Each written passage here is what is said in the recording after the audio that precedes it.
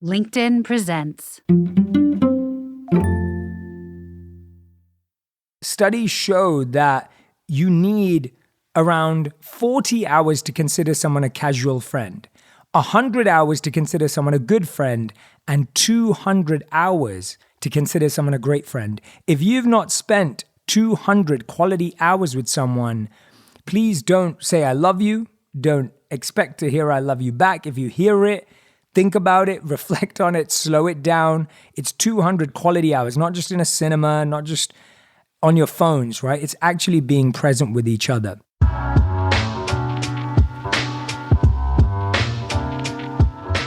Good morning. I'm your host, Michael Kovnat, and this is the Next Big Idea Daily, quick masterclasses from the best new nonfiction in under 15 minutes. Make sure you're following the show to get new episodes and sign up for our free companion newsletter using the link in the episode notes. Well, Valentine's Day may be over, but that doesn't mean you can shift your relationship into neutral. No, my friends, love is something you want to work at every day.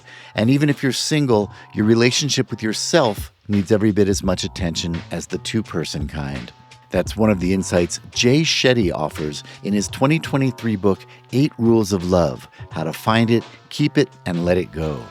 Jay is a popular podcaster, author, and life coach, and in his book, he argues that the Hollywood version of romance has led us dangerously astray.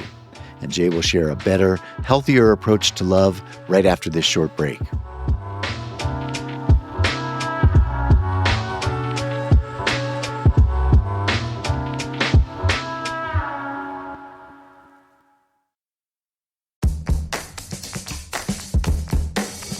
Hey you, I'm Andrew Seaman. Do you want a new job? Or do you want to move forward in your career? Well, you should listen to my weekly show called Get Hired with Andrew Seaman. We talk about it all, and it's waiting for you, yes you, wherever you get your podcasts. Have you been feeling the effects of stress, burnout, or anxiety at work? Listen to the Anxious Achiever podcast to rethink the relationship between your career and your mental health. Get the Anxious Achiever wherever you find your podcasts and walk away with practical advice you can implement today. Hey everyone, it's Jay Shetty. I'm the #1 New York Times bestselling author of Think Like a Monk, Chief Purpose Officer at Calm, and the podcast host of the #1 health and wellness podcast, On Purpose. My new book is called 8 Rules of Love. Today, I'm going to share with you 5 of the key insights from the book. So it might be counterintuitive, but rule 1 about relationships and love is let yourself be alone. Now, a lot of studies and research has gone into why being alone and being confident being single is not only better for you, but it's actually better for you and your partner when you enter a relationship. Professor and clinical psychologist Bella DePaulo says it's a broad misconception that single people are to blame for the high levels of loneliness we're reporting internationally. In fact, studies show that overall, the longer people are single in life, the happier they become. Researchers from the German Center of Gerontology analyzed data from more than 2,500 participants in the German Aging Survey. They found that as time went on, people became happier with their single status, and whether or not they were in a relationship became less relevant to them. DePaulo writes that over time, historically, single life gets better and better. And for individuals as they age, satisfaction with their single lives gets even better too. This is the part where it gets really fascinating. DePaulo points to research that when asked to predict their levels of happiness, should they stay single, college students thought that over the next 5 years, they'd experience roughly a 3 out of 10 on the happiness scale. Conversely, if they got married, they imagined they'd be just above an 8. In reality, though, the average happiness rating of single people was just above a 7 and climbing over the years. And as DePaulo says, one of our challenges culturally is that we don't tell positive, affirming stories about people who are single. And that's so true, right? Whether you look at movies, whether you look at music, whether you look at TV shows, usually, even though people in relationships are struggling, it's really highlighted when someone's alone.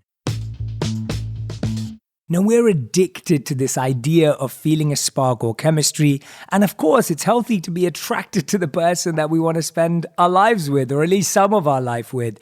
And we're all chasing this intangible, ethereal feeling.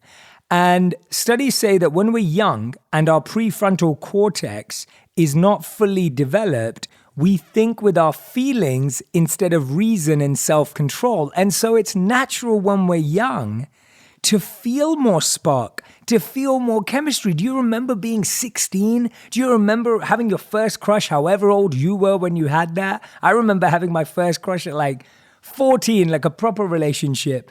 And when I think back to that, it was so much more easier to feel the spark and chemistry early on in life than when you're older, because our prefrontal cortex has developed, which means that all of our reasoning power, our self-control, our discipline, our ability to be more discerning has all been strengthened. Now, one of the problems with overemphasizing chemistry is that it doesn't take character into account. Our character traits, such as our interests and values, are far more what will make a relationship continue. Chemistry starts relationships, compatibility keeps them going, and character makes them last. Let me say that again. Chemistry starts a relationship, compatibility keeps it going, and character protects the relationship when things are falling apart. And so when you are dating, when you are getting to know someone, yes, of course, you're looking for that inner spark in that moment, but it's their character that will keep that relationship intact. And often we don't really know the character of our partner. We know their personality, but their character is different. Let me show you, or let me explain to you. Their character is how they behave when they're stressed, when they're fatigued, and when they're in a bad mood. That shows the character of your partner that comes out, what's squeezed out when they're in a tough moment. Now, I'll be honest with you. For years, when I was tired or fatigued or exhausted or stressed, I could be snappy, I could be irritable. Now, would I say those things are my character? No, I wouldn't say that. But I would say that it shows you what they still have to work on. Often when you just see someone's personality, you see what you like. But when you see someone's character, you see the more difficult, challenging parts of them. Now, we all have those, right? It's not something that we're hiding. It's not something that we're pretending we don't have. We all have those. And I think it's so healthy and so important to see your partner in multiple different interactions over time before you've gone too far in.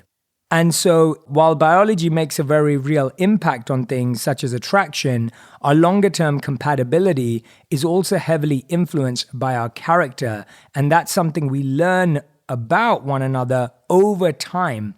And studies show that you need around 40 hours to consider someone a casual friend, 100 hours to consider someone a good friend, and 200 hours to consider someone a great friend. If you've not spent 200 quality hours with someone, please don't say I love you.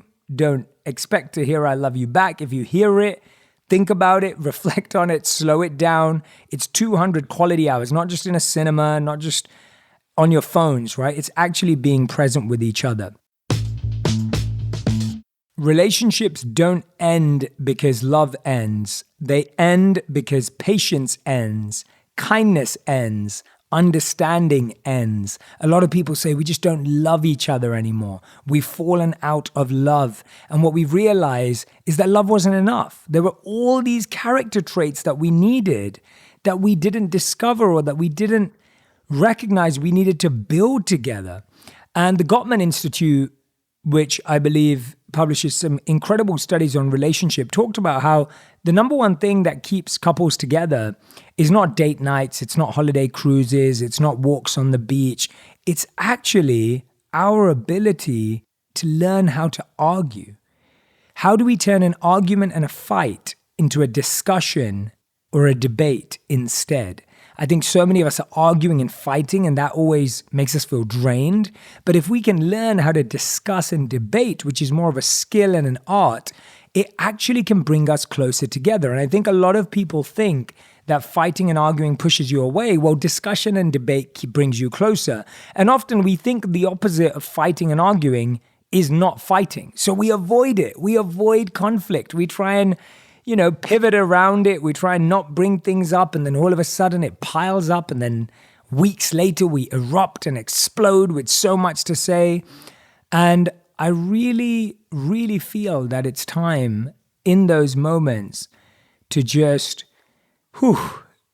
think about how we can learn this skill. There are 3 key fight styles. I call them venting, hiding, and exploding. Venting is when you say, I want to talk about it. I want to talk about it right now. Hiding is, I don't want to talk about it. Give me some space. And exploding is, I want to talk about how I feel. Right? Now, none of these are good or bad. None of these are better or worse. When you understand your partner's fight style, you learn how to respond. One of the biggest issues we have in fighting is we don't like how our partner fights, right? Now, I'm not telling you you're going to like it or that it's okay, but I want you to know how they fight so that it's not a surprise every time. If every time you fight, your partner walks out the room and needs some space, you don't get mad and angry at that. You understand that's what they need. Let me give you my personal example. So Radhi and I have different fight styles. I'm a venter, she's a hider. I want to talk about it right now. I want to solve it right now. And if she walked out of the room in the beginning of our relationship, I would think that she doesn't care as much as me. She doesn't want to figure this out. And when I got to know her better, I realized that she does care, and that's why she wants space. And that's why she would go and hide and take her time. So we found out that I want to talk about it now. She wants to talk about it in 2 days. So we're going to talk about it in 12 hours to 24 hours. We're going to set a time. And this is one of the best things I've learned about arguing is that most of us argue when we've let things build up, right? You don't argue when it's the first time. You argue when it's the 3rd or 4th time. And if after the 1st or 2nd time, instead of holding it in, if you just scheduled a time to have a healthy conversation about something, you could potentially avoid those full-blown arguments. And that's what I'd encourage you to do here, is that you don't want to have those full-blown arguments when you don't need to. Now, this is really interesting because oxytocin is related to feelings of being in love. And when we have sex, for men, these spike about 500%. And for men and women, we feel closer chemically during and after sex, but we're not actually closer emotionally. And this, I think, is something everyone's experienced. Everyone's experienced, or most people have at least had some experience of being in an unhealthy relationship where you're arguing, where it's a bit toxic, where maybe when you were younger, it was just very unclear, not transparent, but the sex and the physical connection was incredible, right? You've been in that way around where emotionally you feel distant, but physically you feel close. And what's really interesting here is that the hormone oxytocin, which is released at the time, has a temporary blocking effect on negative memories, which might have been a warning sign. And these fade after sex because of the chemical. So the hormone makes you feel safe and secure, even though you're not really. Now, this is mind-blowing to me because I know so many people that will have make-up sex, break-up sex, get back together. We use it as a crutch in a relationship because that's when we feel good, right? That's the only time that we feel safe and connected to someone. So what I'm asking people to do here is make sure you feel safe and connected when you're not having sex, right? It's really, really important because if you're only feeling it in a relationship when you're having sex, chances are that there's so much more intimacy that you're missing out on. A lot of couples, especially who've been in long-term relationships, spend time together in the same way. They see their partner do the same things, and it's hard to build new excitement and curiosity when you see your partner do the same old things. There are more types of love than romantic love. Psychologist Tim Lomas, a lecturer in the Human Flourishing program at Harvard University, analyzed 50 languages and identified 14 unique kinds of love. The ancient Greeks said there were 7 basic types: eros, which is sexual or passionate love; philia, which is friendship; storge, which is familial; agape, which is universal; ludus, which is casual or non-committal; pragma, which is based on duty; philotia, which is self-love.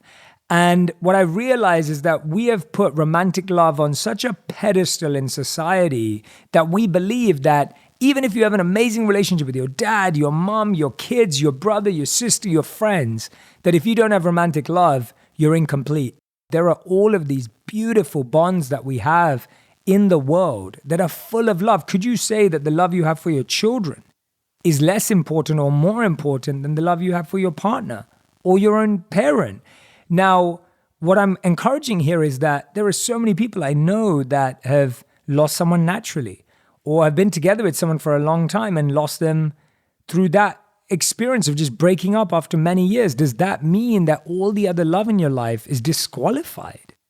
And also what I find is that some of the most incredible things in the world, some of the most amazing sacrifices in the world, some of the greatest acts of love in the world were not between romantic love. They were a person's love for their people, a person's love for society, a person's love for humanity. And so when we see the greatest acts of love or the greatest love stories in the world, they're rarely romantic. And so I want people to break out of the idea. I want us to remember that you can experience love whenever you choose to express it. In order to truly feel love, you must give love. I want us to stop obsessing over just wanting it, wishing for it, waiting for it, and actually start giving it, sharing it. If you express love every day, I promise you, you will experience love every day. Thank you, Jay. Okay, listeners, you can get a copy of 8 Rules of Love wherever you get your books. And make sure you're subscribed to the Next Big Idea Daily feed, because this week we're going to be talking about parenting, neurohacking, and a whole lot more. I'm Michael Kovnat. Hope to see you tomorrow.